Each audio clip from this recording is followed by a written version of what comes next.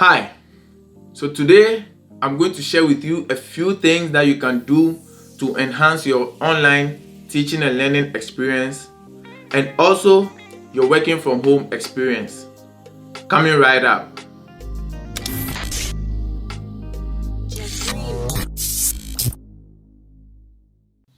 Sorry for the delay in bringing out another video.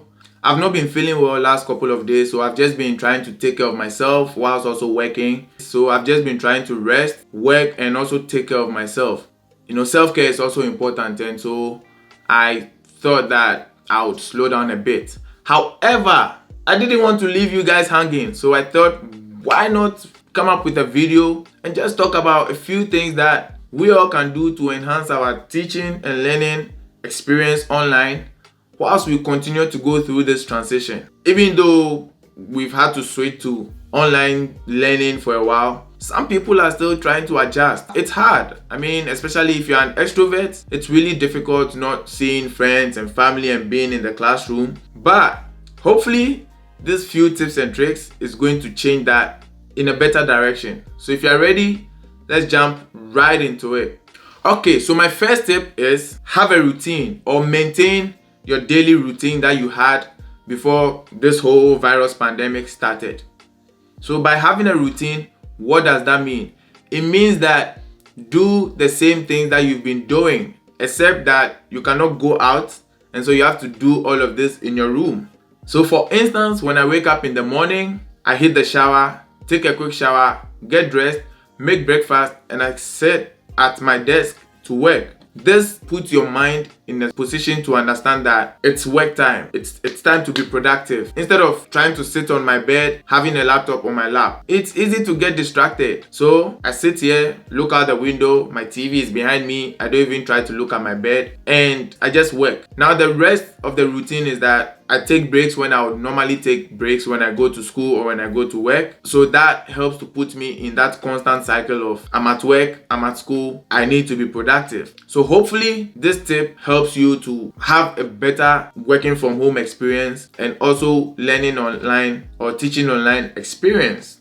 Tip number 2. So for my fellow students out there, in order to fully grasp the concept of teaching and learning online and in order to fully appreciate it, I suggest you always keep an eye on your syllabus. Thankfully, professors provide a whole syllabus for the semester where they tell you what books you need, what is demanded of you as a student, classroom participation, grades, blah blah blah. So keeping an eye on your syllabus means that you are giving yourself a head start. You already know what is due and when it is due. And because of that, you should be able to plan ahead and start working on whatever classroom assignments that you need. Now, the painful aspect of studying online or online classes is that you do not meet face to face. And some professors may not send you reminders that this is due or that is due. And this is where, my friends, having a peer group is really important. So just having somebody in the same class or somebody in your house or your roommate set a reminder for you. Or you can also write on pieces of sticky notes, stick them on your laptop. This is due next week. This is due. I need to do this assignment. This helps in a way that you are always on top of your academic work. You do not miss a deadline and you do not get docked points because you forgot to submit an assignment on time. So this is again another suggestion of something that you can do to better enhance your learning and teaching experience online. Now share with us in the comment section below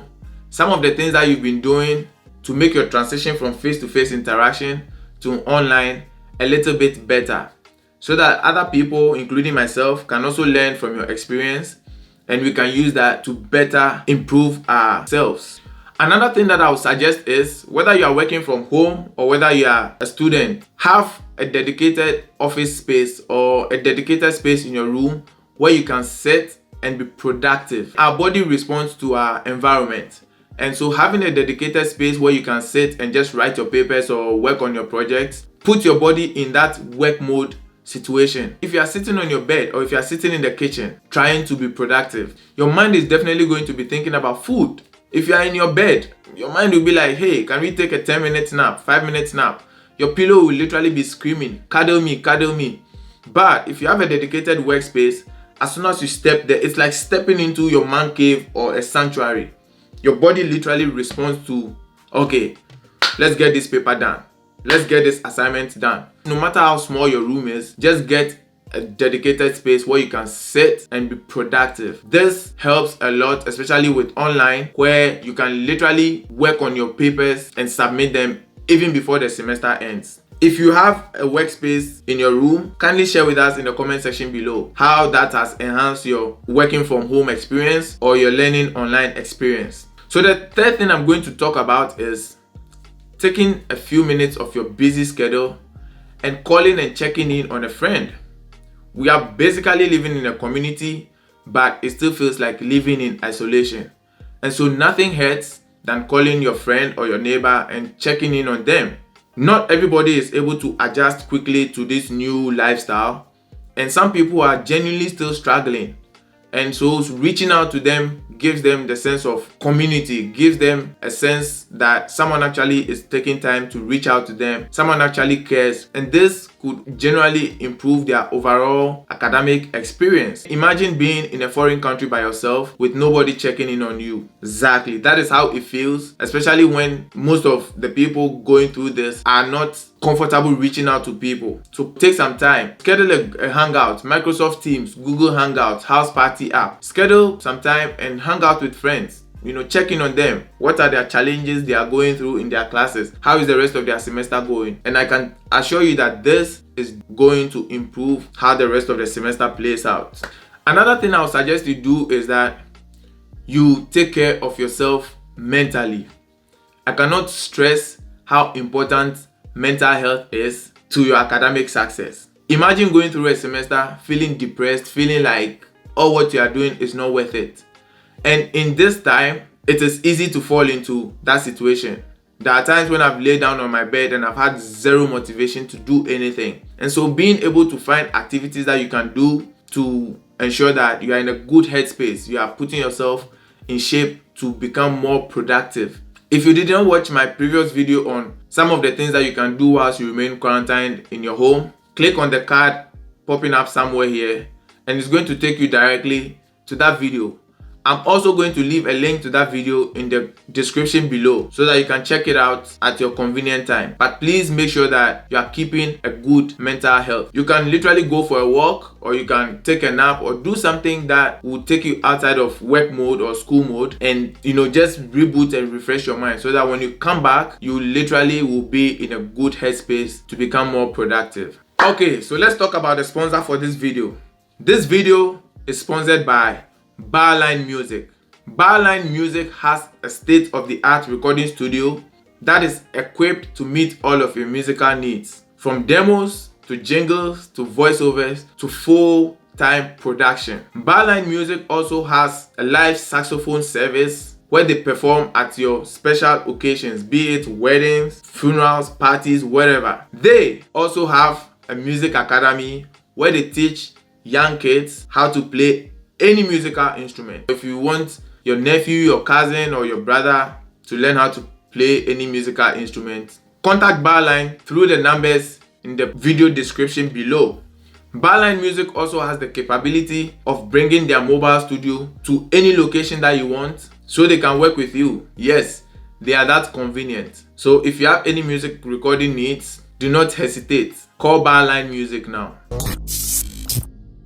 So another thing I would suggest you do as a student, especially in this time, is to be in contact with your academic advisor more regularly. Working online and not having a direct kind of supervision is easy enough to make you either backslide or not to do so well in classes. Or you could be choosing classes or registering for classes that may not necessarily meet your needs. And this is why it is important to be talking to your academic advisor most of the time. If you're an undergraduate student watching this, your academic advisor is going to be that individual who has been assigned to you to talk to you and suggest classes and stuff for you to be taking. If you are a master's student, your academic advisor is more likely to be the director of your program. And if you are a PhD student, your academic advisor is basically going to be that professor you've been working with on project, or that professor you have been assisting. So make sure that you are in contact with these people. And sometimes it doesn't hurt if you checked in on them as well, because same as you and I, they are also human. And so taking time off your busy schedule and checking in your academic advisor shows them that you also care about them as people. And mind you, if they're in a good headspace, they will be able to give you advice that's going to overall give you a better educational experience. So make them a part of this process whilst you try to finish this semester. Okay, so I will never end this video without a bonus tip, right? So here is my bonus tip. Transitioning from face-to-face interaction to online could be very daunting, especially if you are not too tech savvy, or if you are using some of these online learning platforms, Blackboard, Google Classrooms, and these things, Zoom, for the first time. It could be intimidating, and there's a tendency of you running into different challenges. When these challenges come, you are human. It happens. Life happens. But do not wait until these challenges come before you reach out to your professor. If you are struggling with the class, reach out to the professor. Talk to them. Professors have also been put in a position where they are making adjustments. Some of these professors also are not that tech savvy. So it's a two-way street. Professors are also making adjustments. Some professors live in rural areas where internet may not even be too stable. So reaching out to professors on time and telling them or keeping them in the know on what you are dealing with is also a good way to start a dialogue. It's also a good way to check in with them. It gives them the opportunity to work out, if possible, an alternative class schedule or class project for you that you can do with the resources that you have. What I'm saying is, reach out to your professors if you are struggling with anything. Don't wait till 2 weeks to the end of the semester where professors have to submit grades before you tell them that my laptop broke, I live in the countryside and internet is not stable. When you are doing that, you are not being fair to yourself and you are not being fair to the professor as well. So please make sure you are checking in with your professors if you have any issues. Some professors are amazing. I'm telling you that from experience. And some professors have been in your situation. They have kids who also go to school, who are also making the transition. So don't be an island and don't hide until it is almost too late. Thank you all for watching this video.